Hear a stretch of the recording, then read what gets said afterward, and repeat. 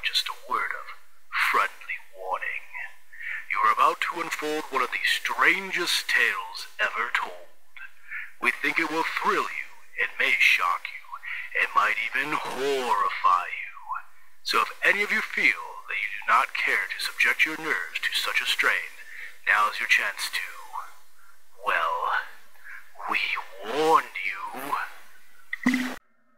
Hello, and we are back, and we're talking about board games, something I haven't done for, well, I don't want to think about it, a little while. I'm a little behind, a lot behind. And so we've been playing board games while Don's here, and we're going to be talking about them as we go, because we have a list of them to do, and I think we're actually done 3 so far that are new. One today. What are we doing today? Well, baseball bat. Oh, yeah. So we've done 3. We're going to do at least one more. Maybe more. I'm extremely excited for the other one we're going to do.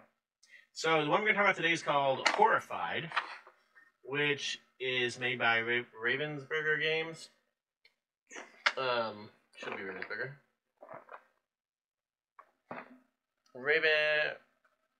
Game by Prosper Hill. Ravensburger, North America. Universal Monsters. And this is a co-op game. Co-op. So you're all on the same side in this town, and you're trying to defeat Universal's monsters that are there. Universal monsters meaning, see, I'm forgetting of these, Dracula, Swamp Thing, Wolfman, the Mummy, Invisible Man, Frankenstein, and Bride of Frankenstein. And, Wolfman. Yep. Mummy, Frankenstein, and the Bride, which is one monster, sort of, and the Invisible Man. And you're trying to defeat them before they either kill all of you, kill enough villagers to get on this little terrified counter, or you run out of monster cards, meaning like you've run out of time. And to defeat them, each one has a different thing. Like, for example, to defeat Swamp Thing, or Creature from the Black Lagoon, not Swamp Thing, sorry. Creature from the Black Lagoon. Swamp Thing. You got to get his boat.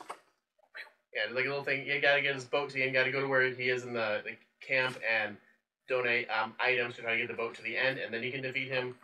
Dracula, you have to defeat. Dracula's the most straightforward of them. You just have to break all of his coffins and then fight him. And then some of them get pretty complicated. Well, Invisible Man's pretty, like, you go to different locations, donate items, to try to solve the mystery of who he is, and then you go against him.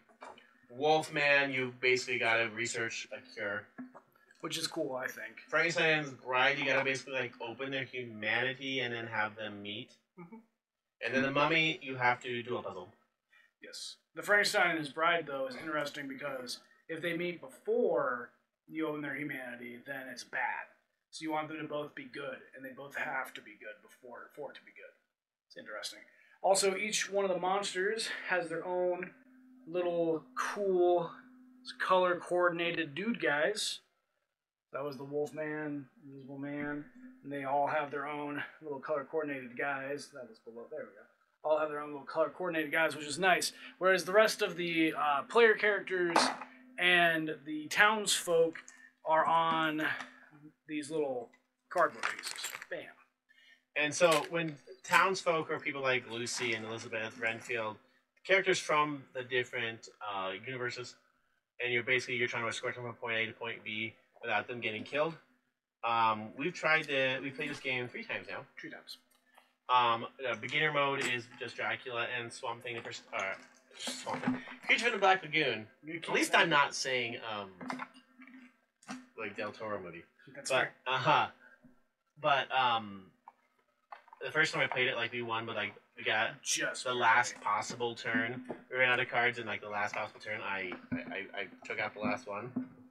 Second time it came in clutch. Second time was pretty much straightforward. We knew what we were doing, and it wasn't really that hard.